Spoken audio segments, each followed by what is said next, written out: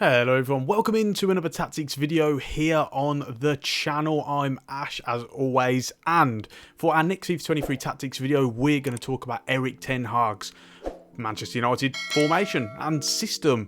Looking forward to getting to this one today. It's been without a doubt the most highly requested tactic on the channel as of recent times, so finally you guys are going to get it. We're going to talk about the formations and position changes, we're going to talk about the tactics and also the player instructions.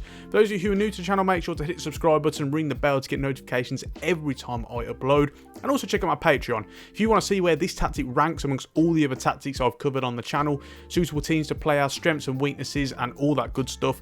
Check out my Patreon. You can get access to the FIFA 23 tactics package on there, as well as exclusive tactics videos, behind the scenes videos, Discord server access and a whole lot more. Also check out all my other series on the channel, such as my gaming podcast, my Chelsea career mode series and my AS Roma Football Manager Let's Play as well. With that being said, let's talk about this formation.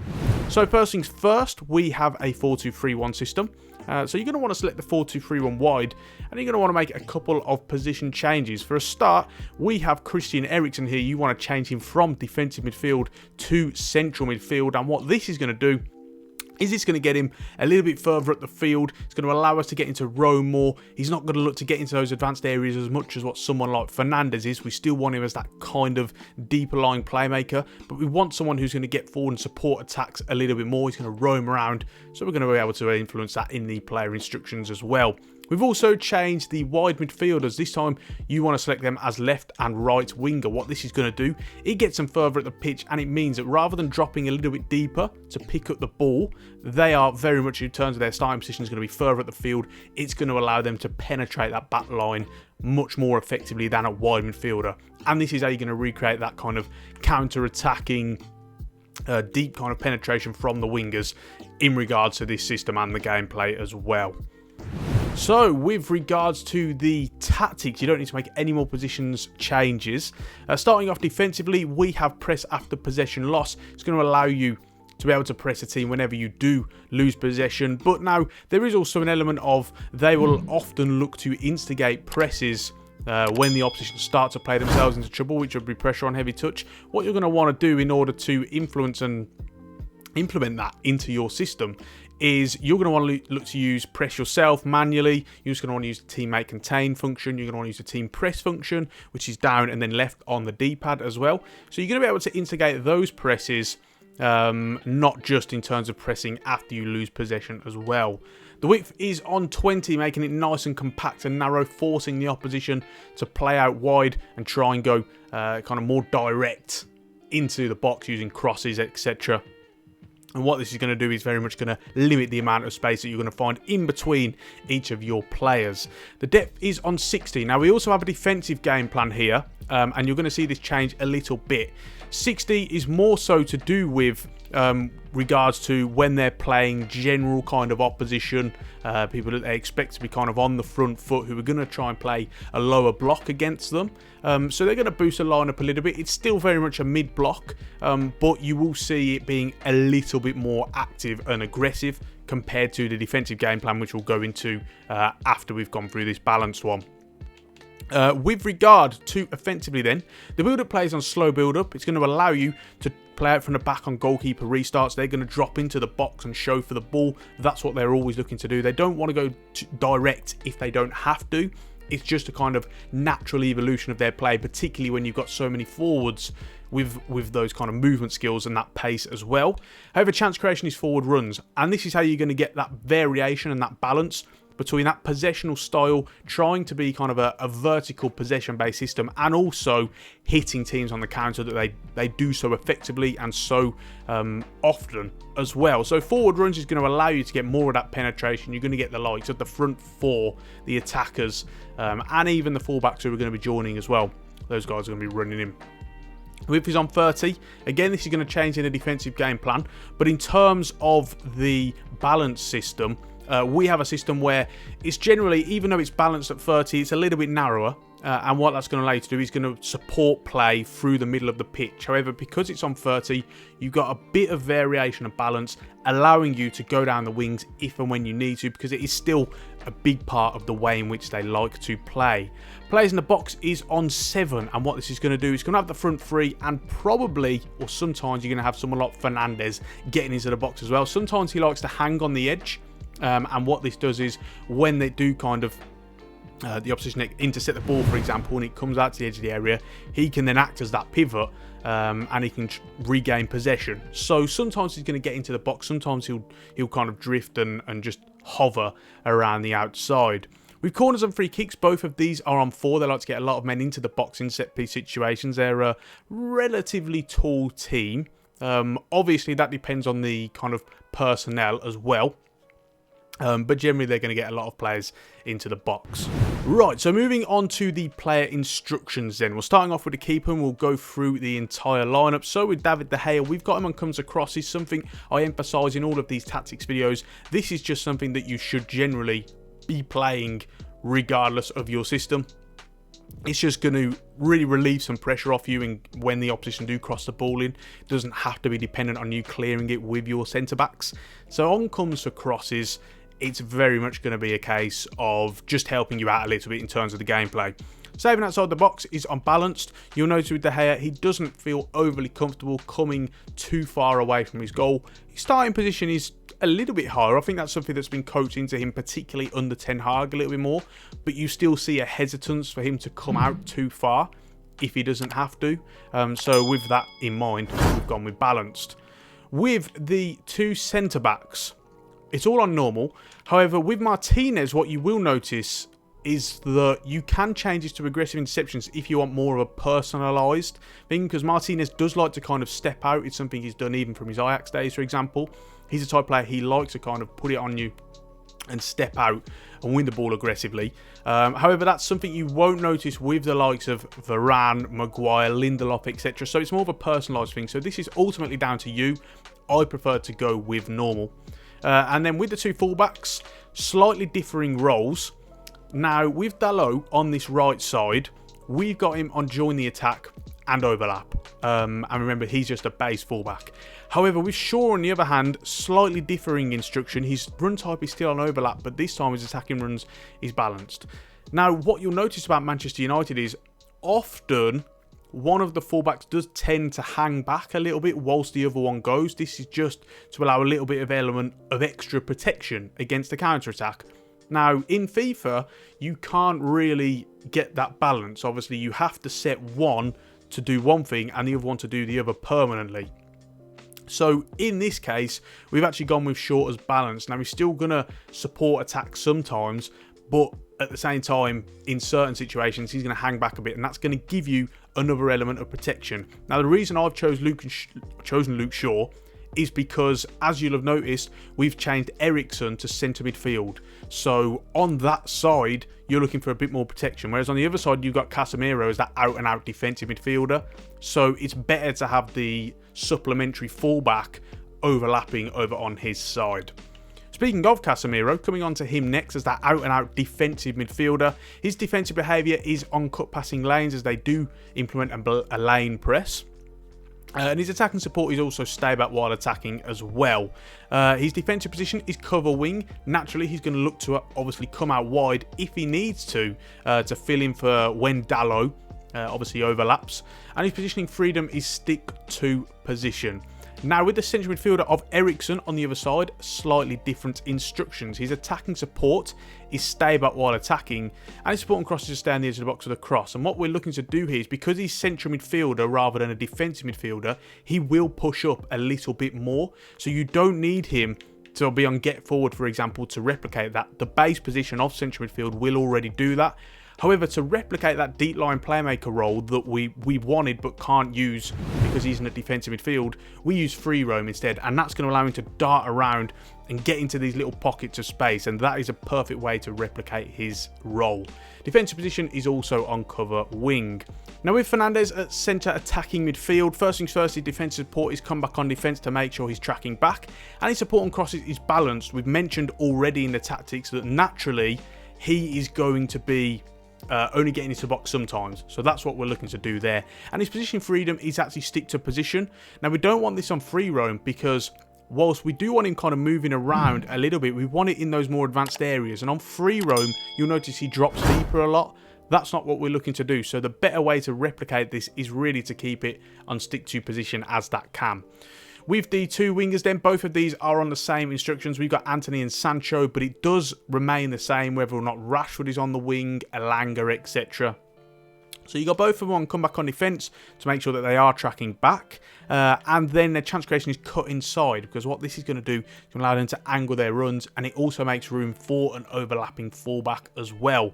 With that in mind, support runs is on getting to behind as they naturally try and look to penetrate the opposition back line with their pace and movement, and then the support on crosses is getting to the box for the cross. Finally, with Marcus Rashford, he is on stay central in this case. Naturally, this role has changed a little bit depending on Ronaldo playing there or Martial, etc. But generally, they are going to look to stay in the central areas because the wingers and the fullbacks do a good job, in the wide areas. And then his attacking runs naturally is getting behind, similar kind of role and instruction to what the two wingers are as well. Finally, his defensive support is stay forward as he will act as that outball and that counter-attacking threat.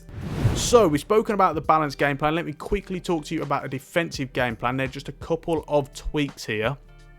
One is the depth of the line and the block this time goes down a little bit from 60 to 40. Still a mid block, but you will notice a difference in the two. It's a fairly drastic change going from down 20 spots. So you will just notice that. This is something that they've really implemented against the likes of, say, someone like Chelsea, Man City, Liverpool, etc. You'll see them just kind of be a little bit less aggressive, a bit more reserved.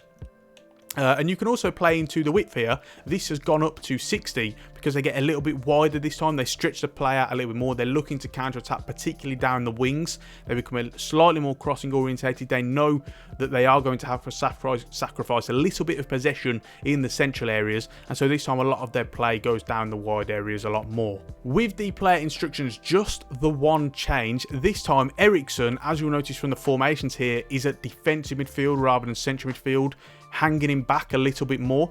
And in this case, what you're going to have with his role and instructions is you're going to want him on cut passing lanes for the defensive behaviour. His attacking support is going to be on stay back while attacking, and in order to get that movement, that rotation as that kind of playmaker, this time with position freedom, we're going to have him on deep line playmaker, and that's going to allow him to dart, into these little pockets of space and stuff and pick up those areas where he can kind of progress play and it can go through him. So with that being said, it just about rounds off this tactic. Then if you've got any questions about the system, please do let me know in the comment section down below and I will do my best to get back to you. Don't forget to check out all the other great tactics that we have on the channel, a massive playlist that you can go through if and when you would like to. Check out the Patreon for the FIFA 23 Tactics package if you want to see my ratings and my reviews of this system. And on top of that, check out all the other series going on my channel. My gaming podcast, for one, really enjoying that one, as well as my Chelsea career mode series. It's a realistic series, and also my AS Roma playthrough on Football Manager 2023. Lots of tactic videos coming up for the likes of the World Cup, etc. So do subscribe to the channel, ring the bell to get notifications every time I upload. Check out all the links in the description below, such as the links to my Twitter, my second channel, etc. We're now going to go into some gameplay of the system so you can see it firsthand. And until the next one, I will see you soon. Thank you so much for watching, and I'll see you soon.